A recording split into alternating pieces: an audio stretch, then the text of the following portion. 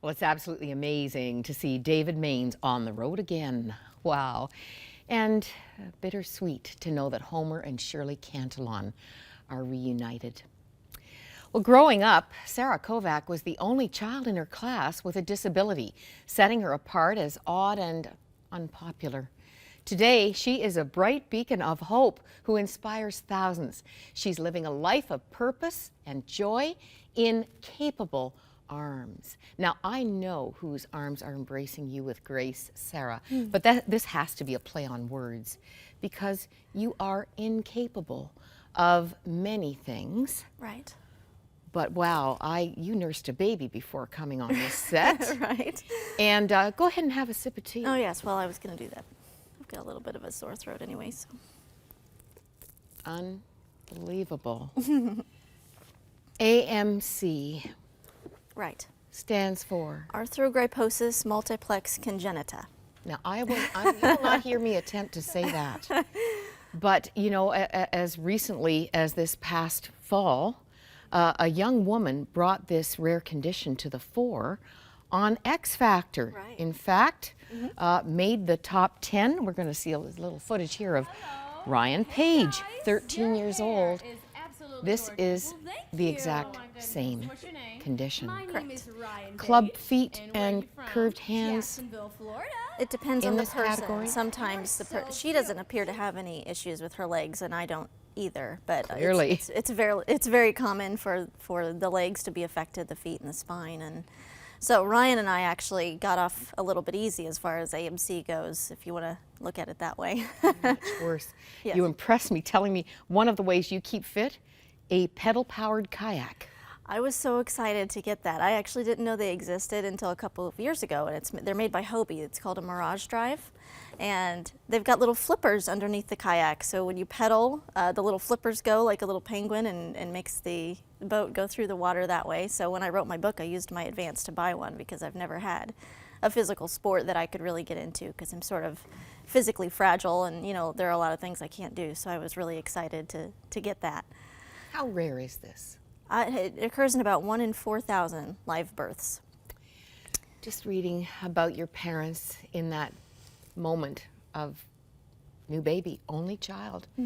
And your dad said, you know, your arms seem to be very straight and your hands curved, but it wasn't an immediate something is out of whack with this baby. Sure.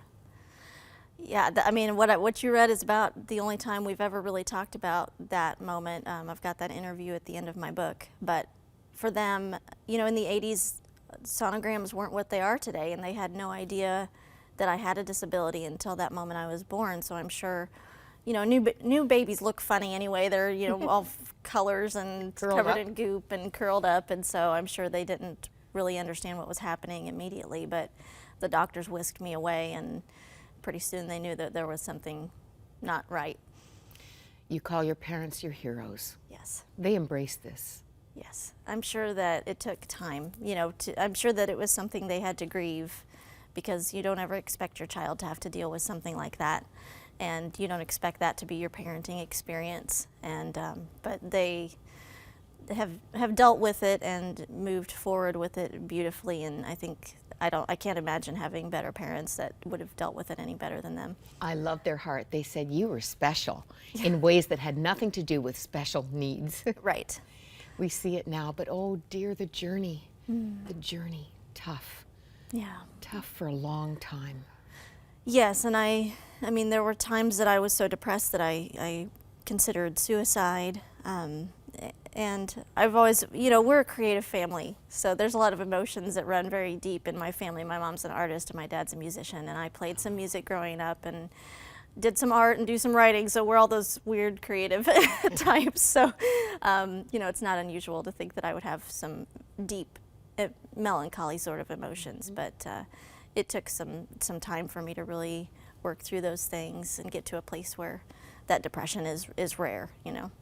I love the way you phrase it. You had to battle your inner victim. And for all kinds of reasons, people can be dealing with an inner victim. How did that worldview change? I don't know that I can pinpoint the moment, except for maybe when I became a mother, I didn't have time to be a victim anymore. You know, I didn't have time to let my circumstances rule over me and make me feel small, because there was somebody depending on me for life and sustenance, and that's the first time that I really felt like somebody was relying on me rather than the other way around. And You so must have wondered, would I ever marry? Could I Yeah. ever be a mother? Sure.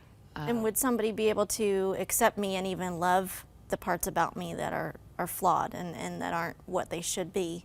But you know, I found that and God had a man waiting for me. So. Go ahead, you have to tell the romance story, 'cause it's the cutest baby. Well, he found me on MySpace, which again, that, you know, for the young people, that's what came before Facebook and Twitter. But he thought I was cute, and he sent me a message asking if I would go on a date with him, and I thought that was a little bit strange and a little bit quick, and I told my friend about it and was going to tell him no. And Adam lived apparently only about 5 minutes. yeah, he was same town as me. Wow. And she said, well, hey, I went to school with him. He's actually really nice. You should give him a chance. And so I agreed to meet him at Dairy Queen because it's, you know, open and well lit and people are there. So I didn't figure he'd be able to abduct me if he was somebody creepy. But he wasn't. I could have met him anywhere. And we hit it off. And a year and a half later, we were married on a beach in the Dominican Republic, actually. So. Wow. Now here's the sweet part. Adam said this just before we came on air. He said, God put a blinder on me, because he saw a picture of you, but he didn't see your disability. Yeah, he didn't see it. And meeting you didn't change. Right. And I told It's him before we interesting. ever met, you know, I told him, if you haven't noticed, I do have a disability, and I don't want to, you know, make you feel like I was trying to trick you into meeting me. And that didn't change anything. And we showed up, and he was actually nervous to talk. You know, you could tell he was a little nervous, and that just blew me away, because he thought enough of me that he was nervous around me, you know, and wanted to show me off. Impress you. Yes, and that was a first for me. So, and I knew that he was somebody to keep. Sarah, I just think of, well, let's have a family picture. Can we? I haven't even seen this yet. Here is this precious family. The baby is here and a little older. Yep. Taylor is 4 months old now. Right. And Ethan 4 years. What a Yes. beautiful family. Oh, thank you.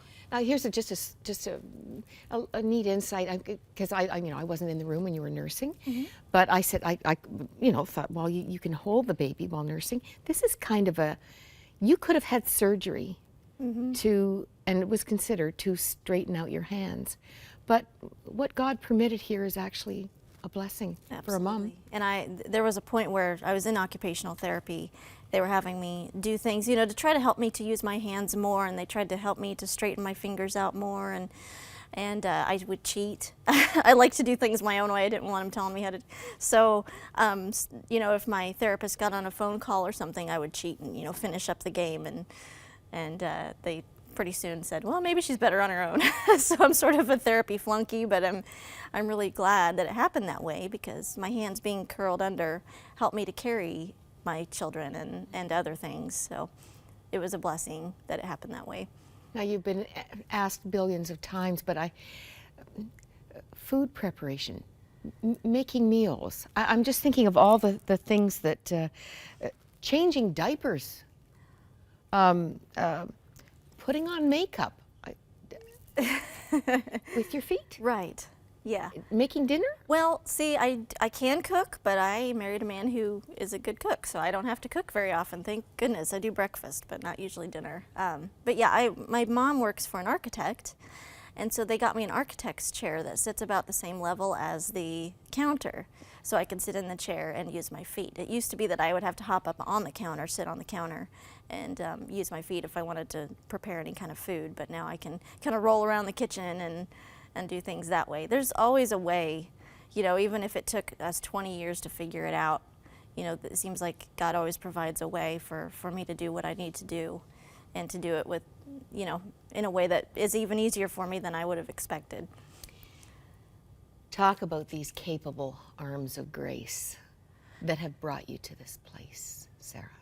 Well, that my book's title comes from a moment when I was sitting with my son, and he was so much younger than he is now. And he was in my arms, and I was rocking him to sleep. I did it every night, and I still, you know, until the baby, I would still cuddle him to sleep at night. That's the kind of mom I am. And we were rocking to sleep, and I thought, how amazing is it that he's comfortable in my arms? You know, they don't bend, they're not very soft, but that's the place that he wants to be. And even though they're not capable, I just felt like, you know, God had his arms under mine, you know, and that Ethan, my son, might be resting in my arms, but really he's in the most capable arms that there are, because God is supporting me in what I'm doing. So becoming a mother has really changed my perspective on a lot of things, but that has been huge for me to know that I don't have to hold all this up. I don't have to be strong enough, because he is. It reminds me of the paralytic when you say in the book, God knew healing my broken body would do nothing for my broken spirit. Mm-hmm. And I think that has to be the starting place. We have symptoms of our deeper issues, but the Lord knows where the real healing needs to take place. Absolutely. Yeah, there was so much in my heart that that he still continues to heal, that if he had just healed my arms and given me what I wanted and moved forward, then I would still be a completely broken person, way more broken than I am now anyway. And so if I was given the choice of him healing me the way he did or him giving me arms that function normally, I would hands down choose what he did. Stunning to think you typed this on a computer. With my toes, yes. With your toes. You're going to want to read this wonderful story. Yeah, Incapable Arms, Sarah Kovac at our e-store. I hope you're encouraged today. Maybe you're living with a broken spirit and you need prayer right now. Do call our prayer lines.